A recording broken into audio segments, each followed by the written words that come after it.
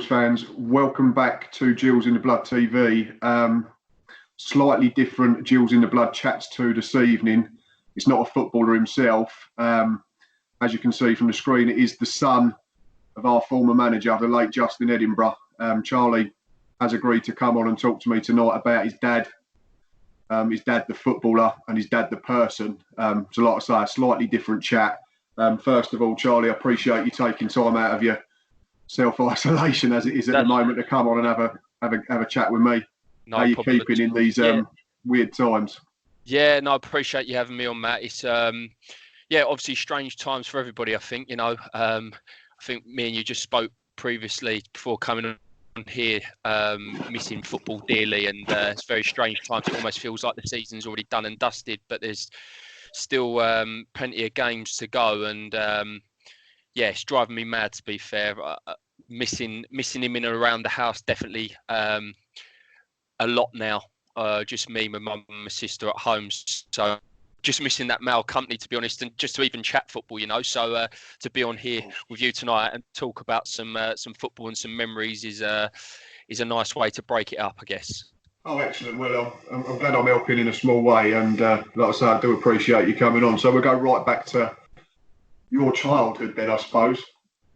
Growing up, your dad was obviously a distinguished footballer, mostly known for his time at Tottenham Hotspur. Having joined them from Southend, where he started off as a trainee in the late 80s. And I just wanted to ask you, what was it like as a kid, obviously growing up with a superstar footballer dad and living out every young kid's dream, so to speak? Yeah. You know what? I've been asked this question before in the past. I think without sort of coming across sort of not obviously appreciative, or it was the normal, right? I obviously was born into a family where my father was a football player, and it's no different to any of my friends' dads who might be a bricklayer or work in a bank. For me that was normality, and I think it probably wasn't until I started to get a bit older did I actually appreciate what my dad did for a job. I often get sort of flashbacks from time at Tottenham and being in the back of the car and him pulling up for games, and there'd be just queues of Spurs supporters waiting to get his autograph. And I guess that in the end was you look back on them sort of things now and think, wow, what special memories and special moments. But I guess at the time when you are growing up, and obviously it's fantastic to go every other Saturday to go and watch your dad play football or manage football, and it was quite a unique thing, I guess, and I'm very fortunate and very grateful for some of the memories and experiences that it's obviously given me and my family, and of course, just very, very grateful for it. So but like you say, at the time, I suppose as a child, when you didn't really take it all in, it was just dad was going off to work, and that was training for him. Which now, like you say, now you've grown up, you think, it probably was away from the norm of most kids at the time, and now you probably do appreciate it even more, like you say, because you understand it a bit better, and obviously with the fact that he's not about anymore as well. Yeah, definitely. I think, you just mentioned there, like going into training with him when he was a player, for me now, I can't imagine Jose Mourinho has too many of the Spurs players, kids coming into training and watching training sort of during the school holidays or anything like that. It's the game's evolved massively from sort of when dad was playing, and I've got fond memories of being at the training ground at Spurs, and when he was at Portsmouth. And it's given me some experiences. I've met some legends, absolute legends of the game. But it's crazy to think, they were my dad's work colleagues, and we all, as football fans, look up to these footballers, that they're so superior, and they're just normal everyday people, going about their lives. And that's what I think sometimes, you know, we sort of lose sight of, is that they are just normal people like you and me, but they've just been blessed with a really incredible talent, which we're all not unfortunate enough to be blessed with, you know. And yeah, it's given me some amazing moments in my life. Excellent stuff. Obviously, the big man, as you refer to him affectionately, yeah. We've seen that a lot, probably more since he passed away, unfortunately. Yeah. I think in the last 30 years, he's one of Spurs' most successful players in terms of trophies won. I think I'm correct in saying that, having done a bit of research, because he's won two major trophies, in the FA Cup in '91. Yeah. And then the League Cup in 1999. Obviously, 91. Sorry, how old are you, Charlie? I'm 27, so I wasn't actually born the 91 final. So he wasn't even born then. So, but the 99 one, you was about. Yeah, I was there. Probably wished it was the other way around and that I attended the 91 one rather than the 99, albeit still won trophies on both occasions. But yeah, a bit of an up and down day, the 99 final for us as a family. I was going to say, I assume you've got some incredible tales to tell, and he did still get his medal, even though he got dismissed for that now famous altercation with Robbie Savage. And have you got abiding memories just from that day at Wembley? Absolutely. Yeah, absolutely. I done a podcast the other day actually with some Spurs fans, and we was reflecting on that day, and I remember it clearly. You know, I think I was 7 at the time, 7 maybe 8. Going to Wembley in my full Spurs pony kit, Hewlett Packard sponsor, face painted half blue and white. Went up there with my auntie, my uncle, my dad's sister, and her husband.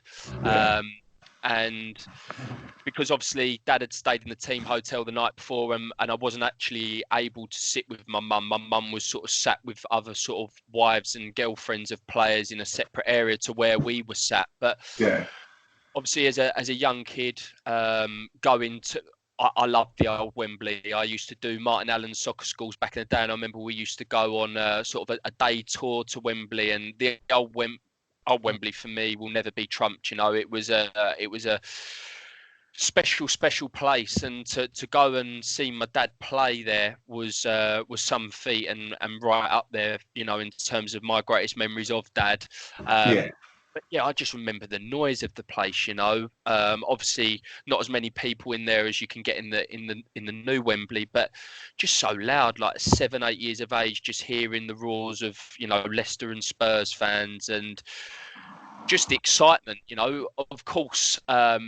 Probably at that age, again, you don't maybe appreciate until you look back on things now, just sort of how big that was. And I know people now sort of say nowadays that the League Cup is sort of the Mickey Mouse trophy, if you will, and still an opportunity to play at Wembley and to win some silverware, you know. And obviously the events that happened, I think, you know, you wouldn't have expected it from Dad, being probably one of the more senior players in the team.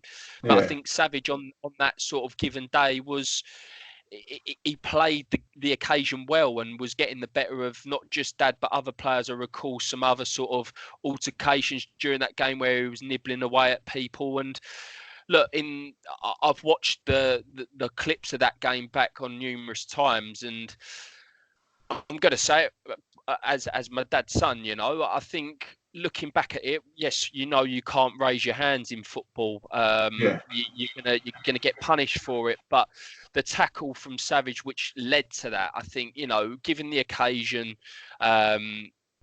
maybe a yellow card for each man, and sort of carry on with the game would have maybe been a fair outcome, considering I don't know whether he was going to punch, slap, push. There was some intent there from Dad to cause Savage to leave off, if we will. But looking back at it, I don't think he maybe made the connection that he quite wanted to. I suppose in hindsight, he'd been better off chinning him properly if he was going to get a red card.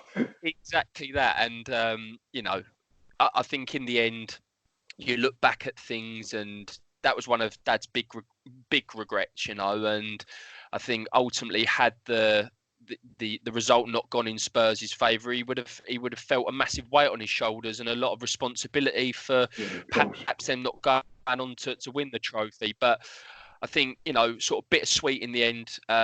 It was, albeit a bit of theatricals from Savage, and he went on to go and get his winner's medal. And I think you are right in saying Paul Allen, who actually played with my dad at Spurs sort of early 90s, spoke at my dad's memorial back in July last year. And he sort of got up and spoke and said that Dad is actually the most decorated Spurs player in the last sort of 25 to 30 years, which when you look at sort of the players that have played for that club. It's not a bad sort of title to have, is it? It's not at all. And obviously I'm very, very proud, and I'm very sort of open and public about, you know, how proud I am of my dad and what he's achieved. And I'm not one to hide that. But I think, you know, there'll be people out there, Spurs fans, football fans, that if that sort of question was to come up in a pub quiz, I think my dad's name would be probably the last person that you'd think of to be the most decorated Spurs player in that time, you know. So obviously incredibly proud of it, and I know that he was incredibly proud of it. And yes, again, the 99 final, as I said, up and down, but a very, very special moment in his career. Of course, yeah. And then we're fast forward a little bit now to the start of his managerial career. Obviously, he started off right at the bottom. He wasn't afraid to go and get himself in amongst non-league, and he worked his way up, didn't he? And then had success at Newport. And then he arrived in Kent, took the Gills job February 2015, and we finished 12th, I think, that first half season he had with us. And then the season after, we were really good for the most part. Just how proud are you, and was he, of that first 18 months with the Gills?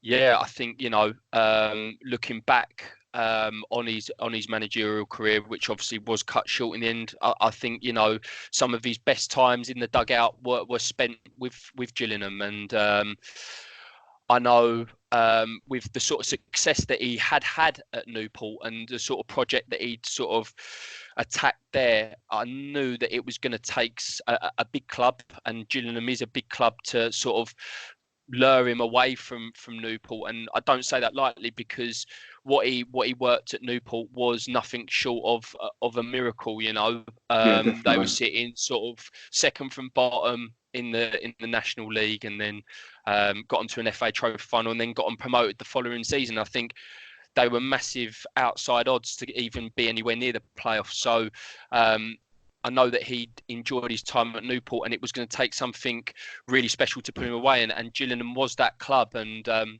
we was delighted as a family, you know, because he'd been away.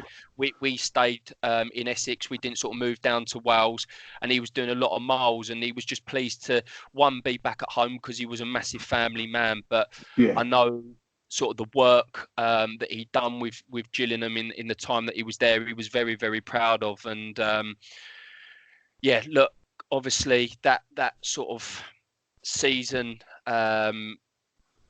gutted. I know he was gutted, because they just pushed for so long, and it was just a disappointing end, I think, because the large part of it was just, and I've had many Gillingham fans reach out to me to sort of say, you know, it given sort of Gillingham fans that belief and that hope again that, you know, they were going to sort of kick on and get back up the league. And I do think that sort of 9th place finish, correct me if I'm wrong, but I think he's probably one of the highest league finishes for Gillingham in recent years. Obviously, being in League One, I know obviously they won the League Two title a few years before Dad's arrival.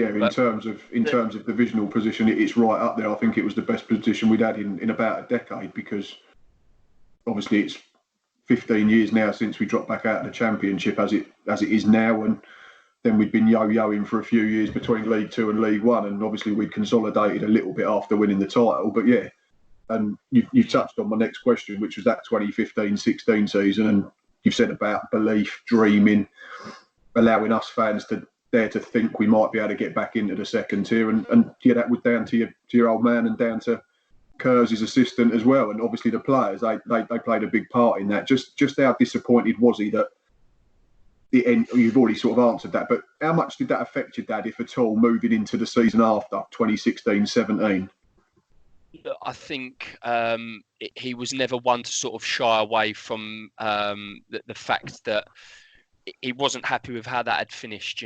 I think if Daki had maybe stayed fit because he was just playing unbelievably that season, and you can't put the responsibility all down to one man, but I think losing him at that crucial point, and then obviously John Egan got injured as well towards the tail end. There was two massive players from the team that had been successful throughout that season go missing, and sometimes you do need that little bit of, I don't like to use the word luck, but that consistency. And when you take away two big factors from your team at crucial points of any season, it's going to have an effect. And I think one thing that my dad's always sort of said, difference between a player and a manager is you can only affect so much. And you can give all the instructions that you want, you can put all of the sort of preparation and tactics into the training for the week ahead, and once them players cross that line, only the boys can affect it on the pitch. And of course, it was really, really sort of gutting, because especially to miss out on the last day at home to Millwall. It weren't the best final day of the season, I won't lie. It wasn't, and it had everything to be one of the best days, because the weather, whatever, but it was, probably a record attendance for the season. It would have been amazing, but I know he was gutted. He really, really was, as was Kerrs, as was the group of players. It had a big effect on them, because for a long period of that season, they were being spoken about as, the best team in the division. They were right up there along with Walsall for large parts of that season. And it's like anything, you come so close to achieving greatness, and it doesn't quite happen for you. It's going to be a bit of a kick. But me knowing Dad, I know he wouldn't have dwelled on it too much, and he would have been on at the boys to sort of pick themselves up, dust themselves down, and come back into pre-season for the next year to have another go at it, because he believed in that group, and they obviously demonstrated that they were capable for large parts of the season before.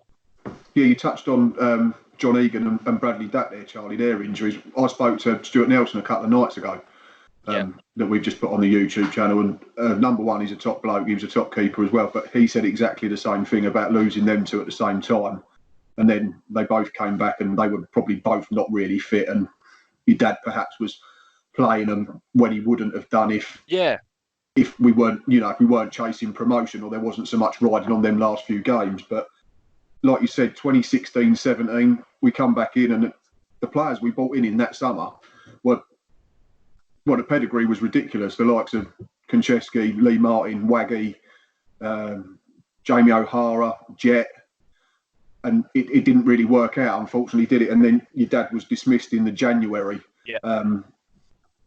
I'll be honest with you, at the time I said I thought it was the right decision. I didn't see us getting better. With hindsight now, which is a wonderful thing, we probably shouldn't have sacked him, because for me the replacement wasn't good enough, and that's nothing against Adrian Pennock. I just think he was out of his depth as a League One football manager, and obviously we know, in a weird twist of fate, the final day of that season we had to go and play your old man's Northampton, didn't we?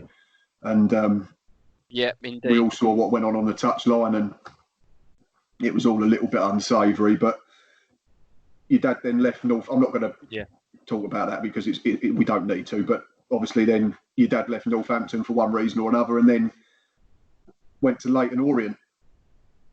And I think we've all seen on social media since his passing, more so, the videos, the match footage. There was there was a small mini YouTube series, wasn't there, put together by, was it because the club was sponsored by Dream Team from the Sun? Was that his greatest managerial achievement? Because you spoke very highly about the Newport job as well. Yeah. I asked him not long after, because obviously there weren't a great period of time between the end of that season and winning the league with Leyton Orient and him passing. And I asked him that question, and he said it was right up there. I think the Orient one, there was more expectation. That was the thing with Leyton Orient, and again, I put them. They're easily a League One football club. They're, they've knocked on the door of the Championship. They've been, old First Division back in the day. They're a massive football club as well. And I remember when, obviously, as you mentioned, he got sacked by Northampton. He was out for a few months, a period of sort of probably the longest during his managerial sort of career that he'd been out of work. Yeah. And when that Orient job come up, I remember he stood in the kitchen and he was cooking dinner, and I was just sat there having a beer with him.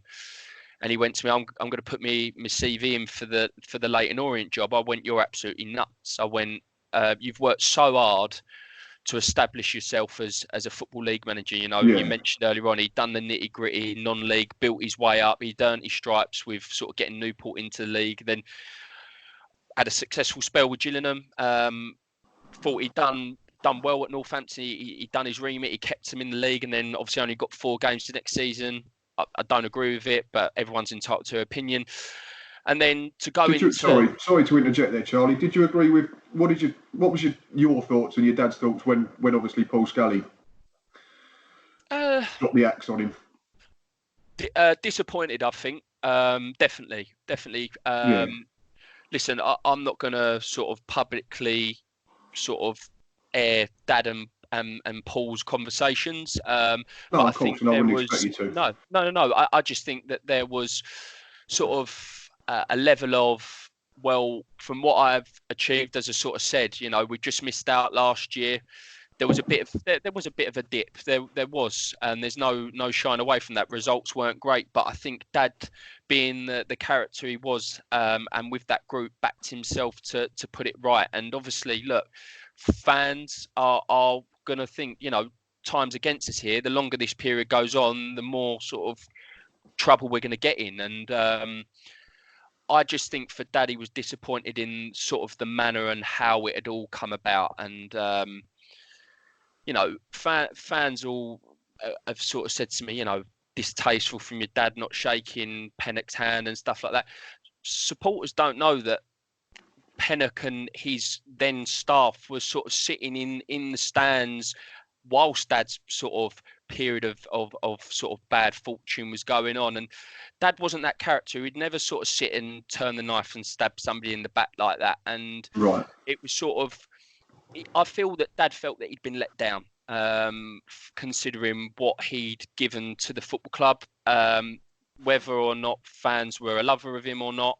I think mixed reviews in the end, but I know that he was disappointed in how it had all sort of panned out, definitely. Fair enough. Right, back to where we are. So back to, obviously, I sort of said to him, you're nuts taking that job. Again, very similar situation to that at Newport.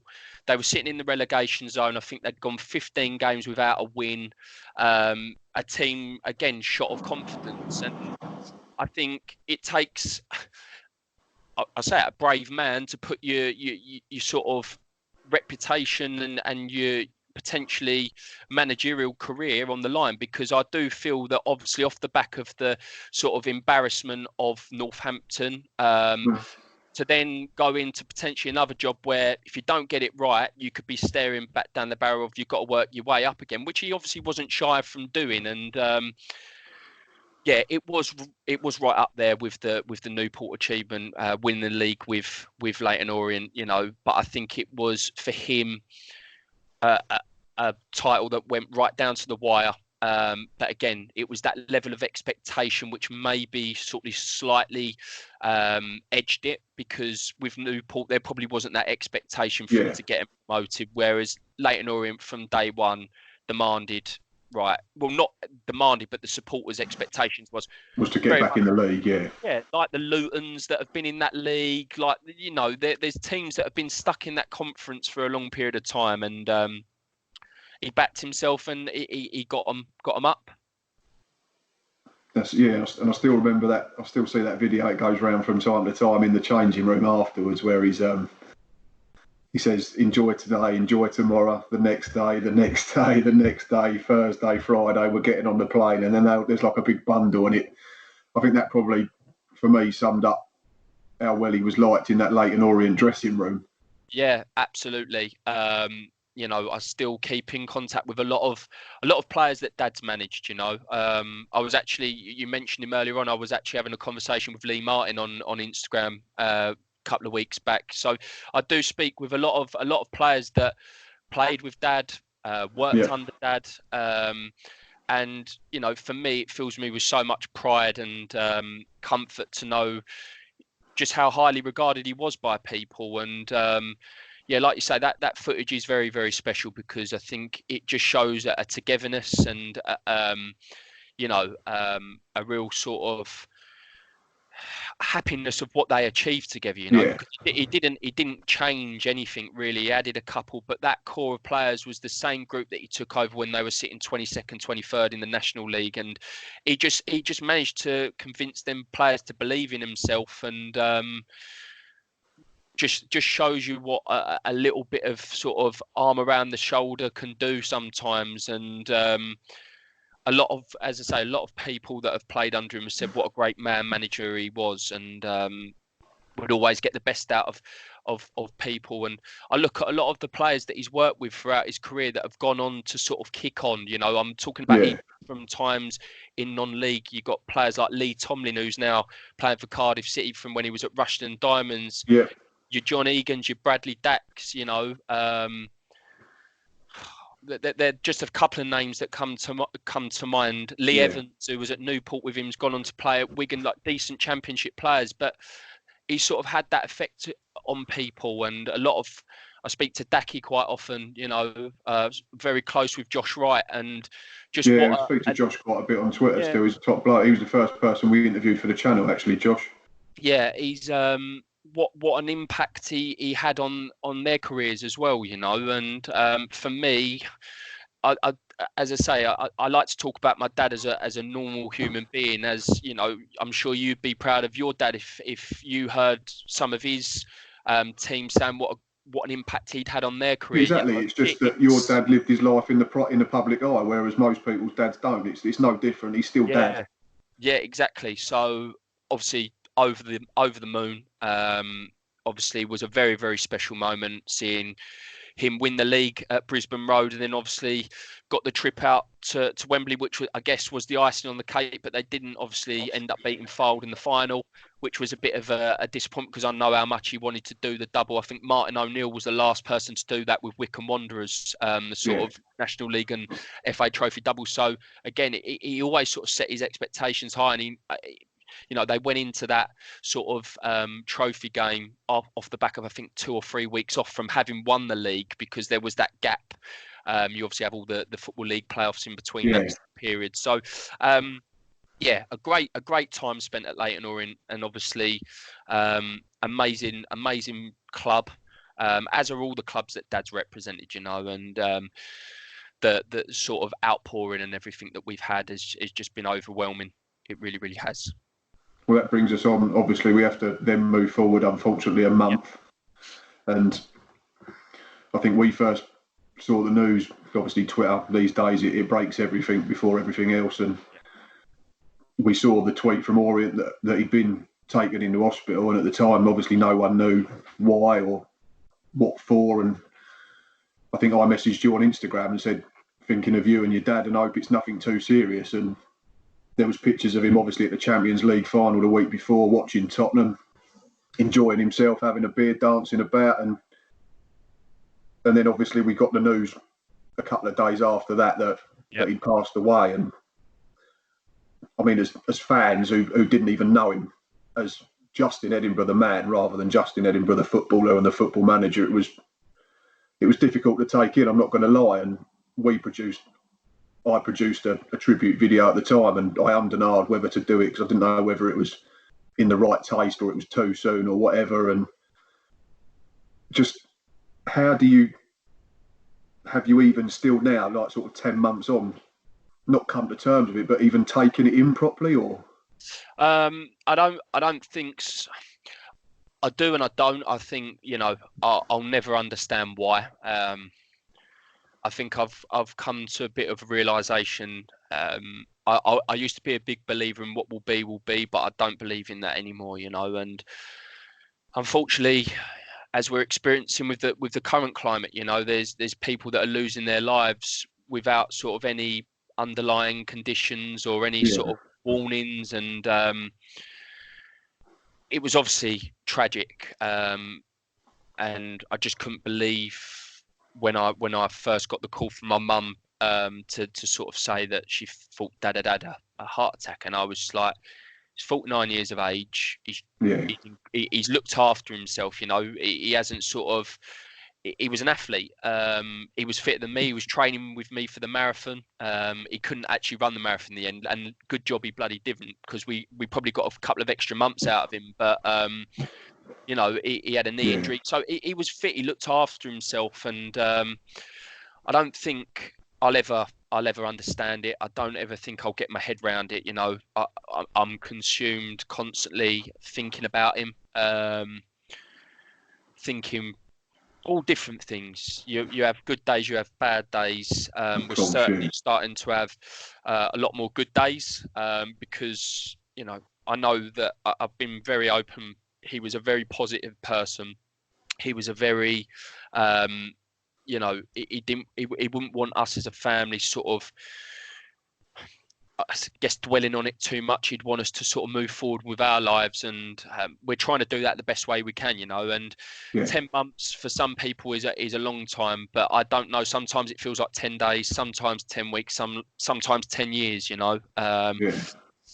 but I think it affects us all in different ways, Matt, to be honest with you. And no, of course, no. It's difficult. I'm just sort of trying to get an idea from your perspective, obviously, as opposed to sort of fans of just in the football person, rather than just in the dad. Like we've already mentioned, like I say, it was unfathomable for us as football fans. So for you as a family and a son and your sister and your mum, it must be obviously a million times worse. Yeah, it's just something that you never think is going to happen to you, or to your family. It just, obviously, there's so many things that frustrate me that he's going to miss out on in the future, and that's unfortunately something that we can't change. But as I say, he would want us to sort of carry on our lives, be positive, and try and carry on his legacy. I don't know. I get it. It's not everybody wants to see it. Not everybody wants to hear about it. But from our experience and what we went through as a family, and I know that we'll come on to speak about it, but the foundation which we've set up for him is really a good thing for us, as a focus. It keeps him at the forefront of everything that we're doing, and just helps to sort of not let him be forgotten about, because listen, unfortunately, everybody's going to pass away. That's the cruel thing with life. But you don't want your loved ones to be forgotten about. And through his experience, through his career, because he was in the public eye, he weren't David Beckham, he was just in Edinburgh. But if with Dad's name and his legacy, we can save one person's life, we've spoken about it. It's not just saving one person's life, it's the ripple effect that it has, that the immediate family, the friends, the supporters of what they do, So very, very difficult times, mate. It has been, and we still have difficult days, but we're trying to be as positive and as upbeat as we can. And obviously, June the 8th isn't far away now, and I'm sure it'll be here a lot quicker with all this lockdown malarkey going on. But it's a day that I'm dreading, but at the same time, in a weird way, I'm looking forward to, because it'll be a great chance to see people remember him a year later down the line from him being taken away from us so soon. Well, let's hope then that all this horrible virus thing has disappeared then, and that you can be amongst more than just your mum and your sister and share some stories and have a drink for him, I suppose. But you've already mentioned, obviously, the Justin Edinburgh Foundation. Exactly what sort of things are you doing? Have you got planned? Obviously, I suppose it's a bit difficult at the moment with the fact that no one can go out. Yeah, it in is. terms of events and that, it's a bit tricky. But what sort of stuff have you got planned in the pipeline for future in terms of, keeping your dad's name alive? And obviously, because you wanted what was the petition was to get.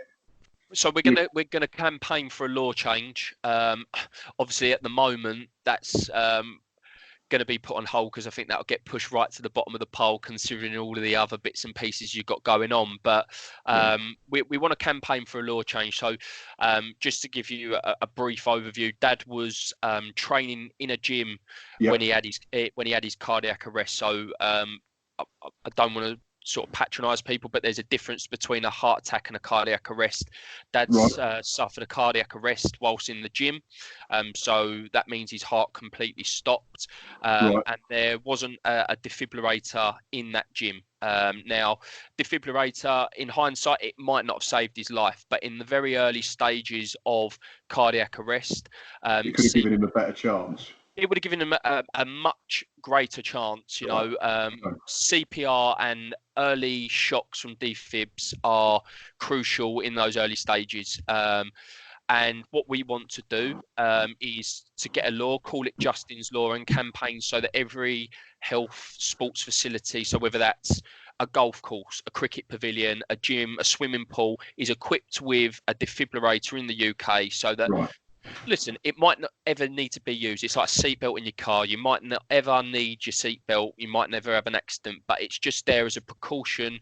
Should something tragic happen, that apparatus, that tool's there to give somebody the best possible chance that Dad didn't have, and that turned out to be his downfall, unfortunately. So that's one thing that we're looking to do. Again, we've raised. People have just been so generous, whether it's 10 pence, whether it's £100, the donations which we've received, I can honestly say is still blowing mine and my family's mind, just how highly regarded it was with the sort of money that we've been able to raise without actually doing a great deal so far. We're still in the process of getting our charitable status. That takes a bit of time, but yeah, we just with the funds that we've raised, we want to help sort of get that training in CPR and use of defibrillators out there. So we've got some plans to maybe get into a few of Dad's old grounds and encourage supporters, general public, to come in and just learn it. It's such a useful tool. You could be walking down the high street and see someone drop. You could be a lifesaver, and we want to try and encourage people to learn it, because I think it's something that's so important. And I'm one that didn't really take much notice to it before all this happened. You wouldn't believe the stuff you read when something like this does happen, and how much and how quickly you learn. But we want to fund training in CPR and use of defibrillators. We obviously are going to be campaigning for that law change. We've got other sort of ideas in the pipeline. We obviously had the charity gala dinner in December to celebrate his 50th birthday. We used that as sort of a launch event for the foundation to raise some funds as well. But yeah, just your typical sort of, we had golf days sort of in the pipeline. I'm sort of in the process of looking into doing my coaching badges, and with the contacts and sort of people that I've been fortunate enough to meet through Dad that are involved with football, maybe looking to do sort of a Justin Edinburgh Foundation soccer school, which will be another great sort of thing for children in the Easter summer holidays to come and get involved with. Definitely. And help keep his sort of name going. That's another sort of idea that's been sort of thrown about. We listen, I've got a fantastic team. Well, me, my mum and my sister have got a fantastic team of trustees behind us, a mixture of family members, players that Dad's played with, managed, and just some general sort of friends of the family, that have all got the same common goal, and that's to make sure that nobody has to suffer what we've all had to suffer as a group. And I think if we can save one person's life, then we've done Dad's legacy the world of good. Totally, no, that's really, really good.